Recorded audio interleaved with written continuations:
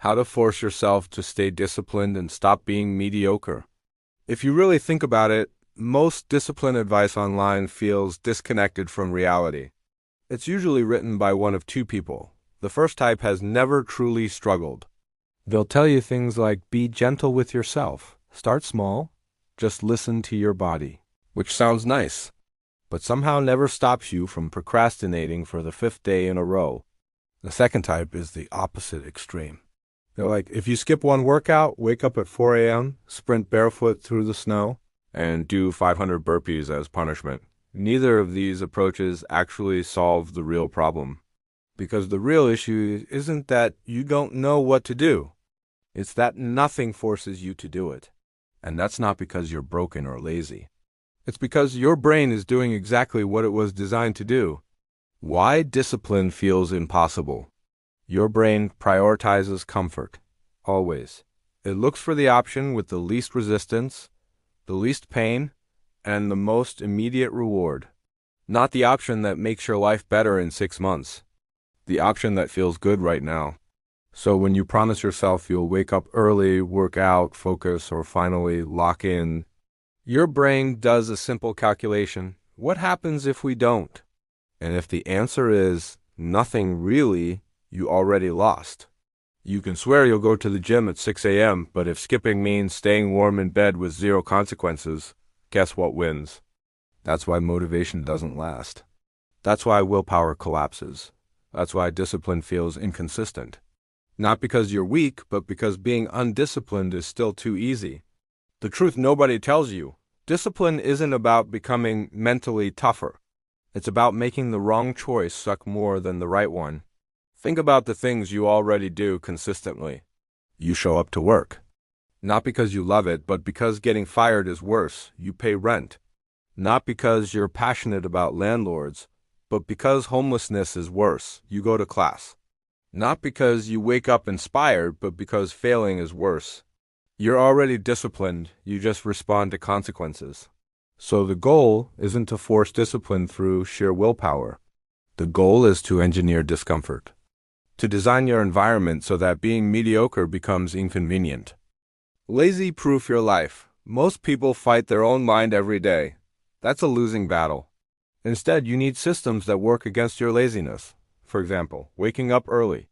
If you keep smashing snooze like it personally offended you, the issue isn't your why. The issue is that staying in bed is still the best option, so you change the setup. Put your alarm across the room, right next to a glass of water. Now, when it goes off, you have to stand up to turn it off. Once you're up, drink the water.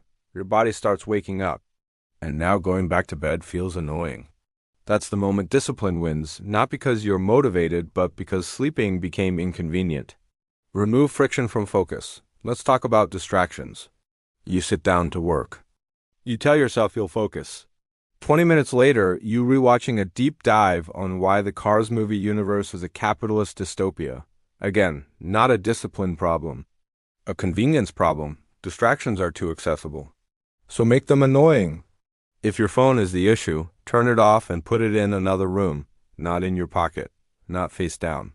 Another room. If it's your laptop, log out of everything unnecessary, or physically move to a different space just for work. Most of the time, laziness dies the moment effort is required. Your brain doesn't want to log back in. It doesn't want to walk across the house. And boredom eventually pushes you back to work. Why money changes everything. Physical discomfort works. But financial discomfort? That hits on a different level. Psychology calls this loss aversion. Humans are far more motivated to avoid losing something than to gain something new. So if you want consistency, put money on the line. Tell a friend you'll send them $10 every time you skip a workout. Suddenly, skipping isn't neutral anymore. It's not, I'll go tomorrow. It's, I really don't want to lose $10. If that doesn't sting, raise the amount. And if you really want to be ruthless, use services that donate your money to causes you don't even care about if you fail. Now skipping feels stupid. The key is immediate consequences. Long-term consequences don't motivate behavior. Immediate pain does. Use social pressure. Yes, it works. We like to pretend we don't care what people think. That's a lie. Social pressure is one of the strongest motivators we have. If you keep procrastinating on a project, tell someone you respect and give them a deadline. Now failing isn't just disappointing, it's embarrassing. Trying to quit a bad habit? Tell your family or close friends. Not in a dramatic way, just enough that backing out feels awkward. There's a reason accountability groups work. Nobody wants to be the only one who failed. Body doubling, the cheat code. There's a concept called body doubling. It simply means having someone else present while you work. They don't need to help. They don't even need to talk. Just their presence increases focus. Studies show people perform better when observed, even passively. If you can't find someone in person, join an online co-working session. Your brain registers, someone is watching, and suddenly scrolling feels wrong. Visual pressure works too. Even small environmental cues matter. Something as simple as changing your phone wallpaper to a goal you're working toward can increase follow-through. Why? Because every time you unlock your phone, quitting feels dumb. That's the pattern here. Discipline becomes automatic the moment avoidance feels worse than action. This is not about motivation. At this point, it should be obvious. This isn't about forcing yourself. It's about designing your life so the easiest path leads to progress. You don't rise to your goals. You fall to your systems. And when the system punishes mediocrity, discipline stops being heroic. It becomes the default. Why this actually works? Psychology breakdown. Behavioral psychology has known this for decades. People don't change through inspiration, they change through consequences. In Atomic Habits, this is called the inversion of the second law of behavior change. Make the bad habit difficult. Studies on habit formation consistently show that immediate consequences shape behavior more effectively than delayed rewards. Pain avoidance beats delayed gratification. There's also something called temptation bundling. That's when you attach a reward or condition to a habit, like only allowing yourself to watch your favorite show after working out. It sounds silly, but it works. Don't overdo the punishments now, important warning. If your punishment is too extreme, you'll break yourself. Losing $10 might motivate you. Losing $100 might just demoralize you. Start with discomfort, not destruction, and watch for loopholes. Your brain will try to cheat. If you find one, fix the system. You're not fighting yourself. You're outsmarting yourself. Isn't this too harsh? Some people say this approach feels cruel. Like discipline should be gentle and positive. But here's the truth. If your strategy doesn't override laziness, it doesn't work.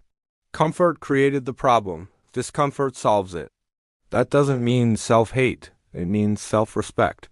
Because staying mediocre is comfortable, but expensive, the goal is not perfection. You will still fail sometimes. You'll see the consequence coming and still say, screw it. That's normal. The goal isn't perfection. It's winning most of the time.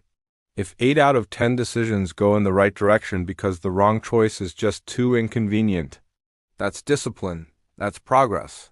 And that's how you stop being mediocre. Not by feeling inspired, but by making mediocrity unbearable.